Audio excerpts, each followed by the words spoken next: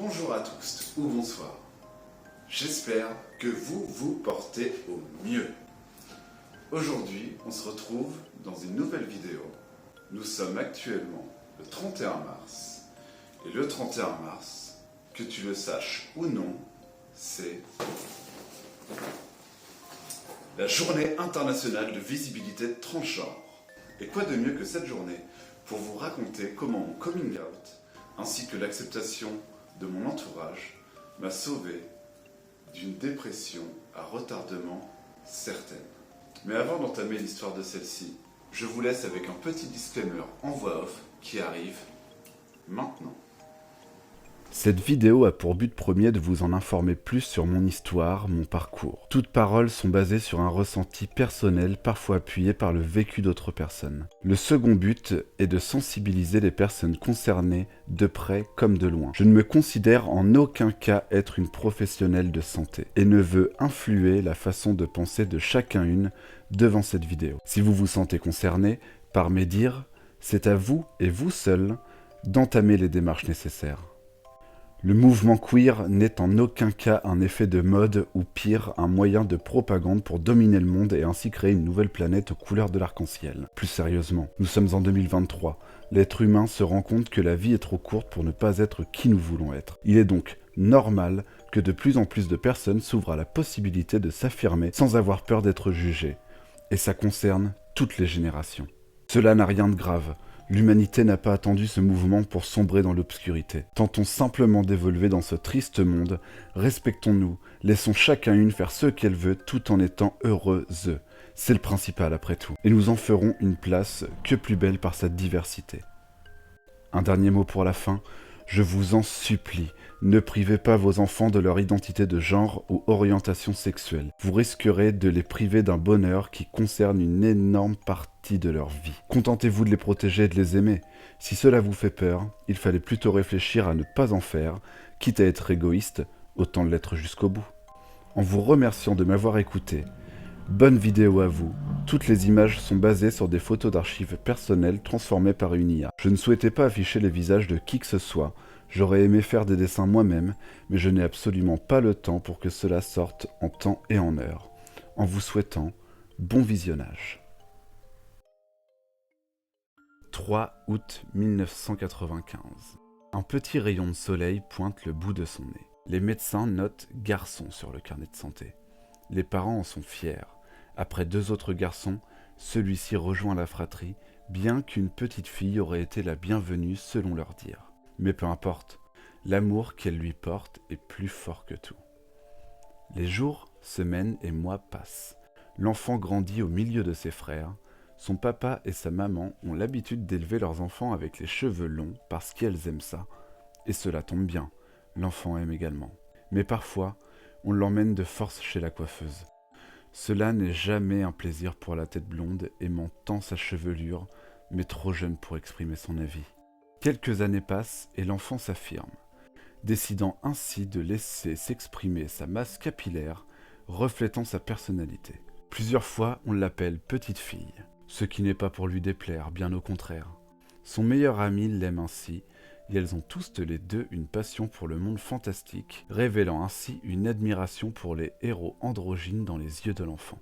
Et très vite, cela se manifeste chez certaines princesses et guerrières à travers différentes œuvres comme le cinéma et les jeux vidéo. En grandissant, ce n'est pas simplement petite fille qu'on l'appelle, mais plutôt sale tapette et autres mots bien plus violents. L'enfant demande ainsi à son papa : « C'est normal si je me fais insulter tous les jours parce que j'ai les cheveux longs ?» Son père lui répond : « Tu sais, tu es comme tu es. Les autres, tu les emmerdes. Tant que tu es bien, nous on t'aime comme ça. » L'enfant en garde un souvenir intact de ce moment, tant celui-ci lui fait plaisir.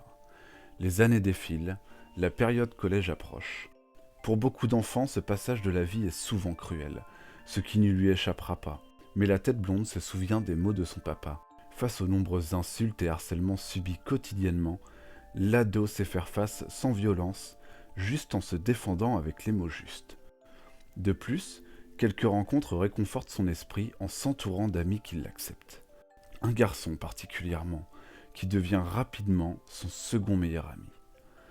Au sein de l'entièreté de ce groupe, notre protagoniste prend confiance, et plus tard, une rencontre bouleverse sa vie, celle d'une fille dotée de tant de points communs. Alors que tout eut l'air de bien se passer, nous arrivons au mois de novembre 2010. Le repère spirituel de l'enfant disparaît. Heureusement que son entourage est là, mais pour des stupidités adolescentes ainsi qu'un état d'esprit instable suite à la perte de son paternel, l'ado veut se séparer de son amour. Mais autre chose lui arrive. Une envie de se chercher tout en se perdant dans une année lycée non désirée. Il lui arrive même le soir, sans savoir réellement pourquoi, des envies de se maquiller et d'emprunter les vêtements de sa maman. Ce n'est pas son coup d'essai. Celui-ci lui arriva de temps en temps dans un esprit de rigolade en se déguisant avec les amis.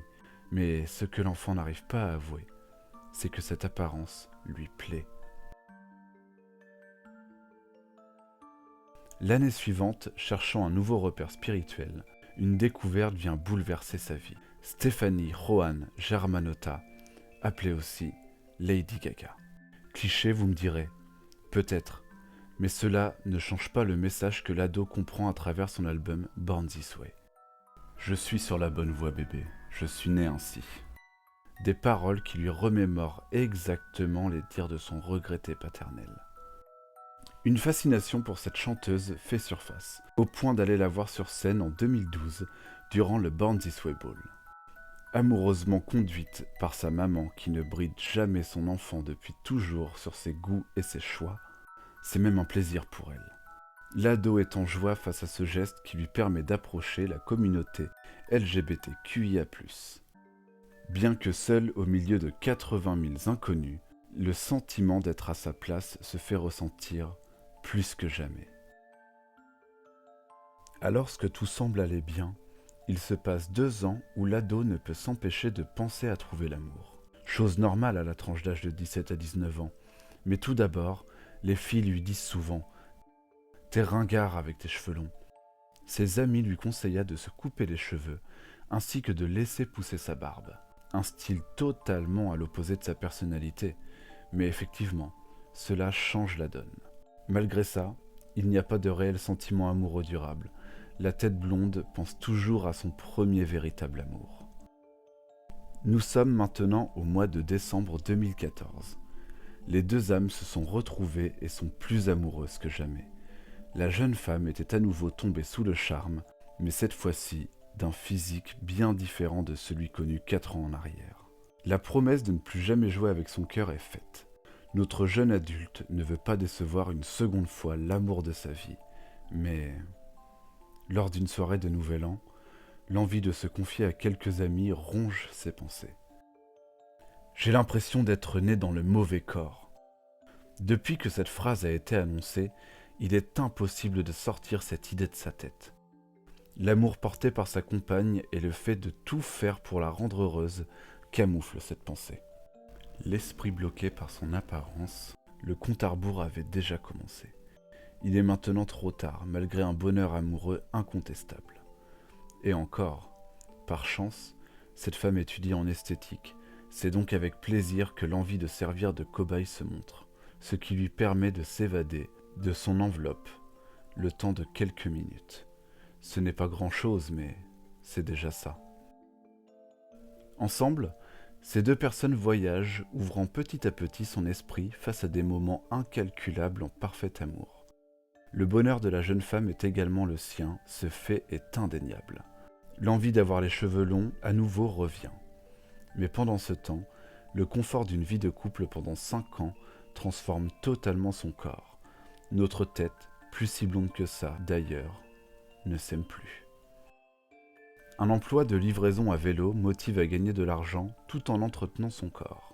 Sa silhouette lui plaît à nouveau devant le miroir, mais la barbe couvrant une moitié de son visage depuis maintenant 6 ans l'insupporte, bien que des événements lui offrent la possibilité de porter des robes et de se maquiller. Un mal pour un bien. Nous arrivons au mois de mars 2020. L'arrivée d'une pandémie force toute personne à porter un masque lors de certaines livraisons. À la remise des plats, une phrase refait surface. non entendue depuis de nombreuses années.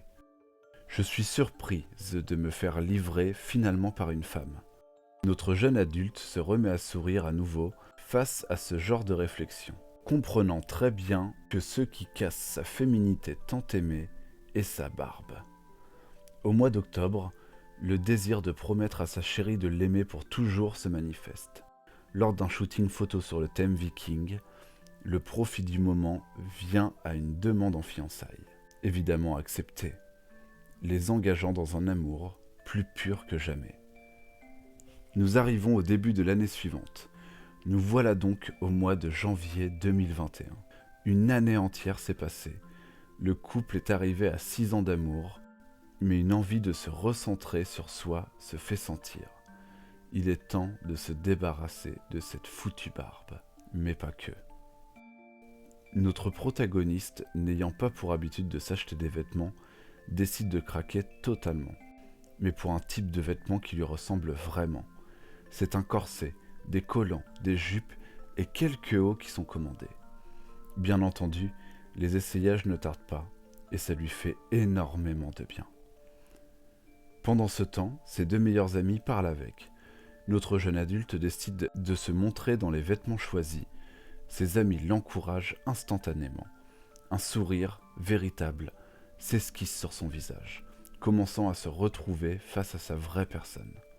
Plusieurs discussions autour de la transidentité font surface naturellement, et c'est un choc, tant c'est évident.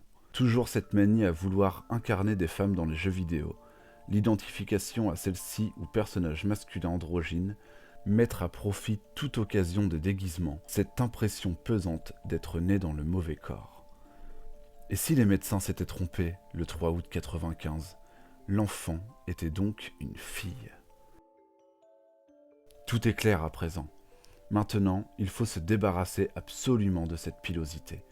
Ce qui faisait aussi peur aux 2 personnes amoureuses, n'ayant pas vu ce visage à nu depuis des années. Mais un beau jour, le 31 janvier 2021, l'amour de sa vie lui annonce. « Je vais te raser, te maquiller, et tu t'habilleras avec les vêtements que tu veux. » Un moment que je n'oublierai jamais. Effectivement, je parle à la première personne parce que ce jour, Jade est enfin née. Enfin, je veux dire que je me suis retrouvé. C'est la première fois après une dizaine d'années que je vois mon véritable reflet, celui d'une femme heureuse, se trouvant belle. Le restant de mon histoire est bien plus court parce que nous entrons dans l'histoire d'une vie plus normale. J'ai eu beaucoup de chance d'être parfaitement entouré de personnes bienveillantes, à commencer par ma famille. Le soutien apporté par mes frères me remplit de bonheur, bien que des passages n'ont pas été si simples. Je me souviendrai toujours des étoiles aperçues dans les yeux de ma maman, quand elle a appris que j'étais finalement sa fille. Tout ceci est paru comme une évidence. J'ai forcément quelques personnes idiotes qui ne comprennent pas. Je les efface petit à petit et, étrangement, ça ne me change absolument rien. Je remercie évidemment l'amour de ma vie de m'avoir soutenu et de me soutenir toujours aujourd'hui. Il était impensable d'imaginer ma vie sans elle. J'aurais pu tout abandonner pour la garder, mais elle a voulu mon bonheur, notre bonheur. Je comptais vraiment détailler le passé car c'est ceci qui a besoin d'être expliqué. N'empêchez jamais une personne d'être qui elle désire d'être. Tant qu'elle est heureuse et en bonne santé, ce sont les seules choses dont vous devez vous préoccuper. Sinon, vous n'êtes personne pour mieux savoir qui elles sont. Les critiques physiques, le harcèlement, les moqueries sur des personnes que vous ne connaissez pas ne sont pas des comportements humains acceptables.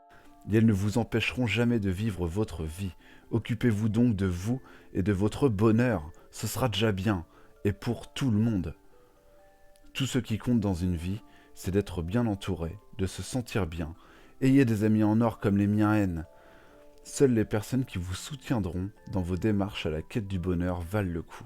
Je vais adresser une liste de prénoms simplement. Thibaut, Guillaume, Camille, Mathis, Clément, Alissa, Lola, Pierre, Luna, Claire, Gaël, je vous remercie et vous aime. Maman, merci de m'avoir donné cette vie, il est évident que je t'aime aussi. Jade est un très beau prénom qui me va à merveille. À l'amour de ma vie, merci de m'avoir accepté. J'aurais été capable de m'empêcher de vivre pour t'aimer, mais c'est bien mieux ainsi. Il est évident que tu es celle dont j'ai besoin, et pour toujours. Je ne suis pas la plus simple à vivre, je fais de mon mieux, mais il est certain que je t'aime plus que tout. Papa, je n'ai pas arrêté de répéter que c'était mon plus grand regret, le fait que tu n'aies pas pu me voir depuis le 31 janvier 2021. Mais finalement, c'est toi qui m'as vu avant tout le monde. Donc je ne regrette rien. Ma fierté est si grande qu'elle t'a certainement effleuré là-haut. Je suis comme je suis, les autres, je les emmerde.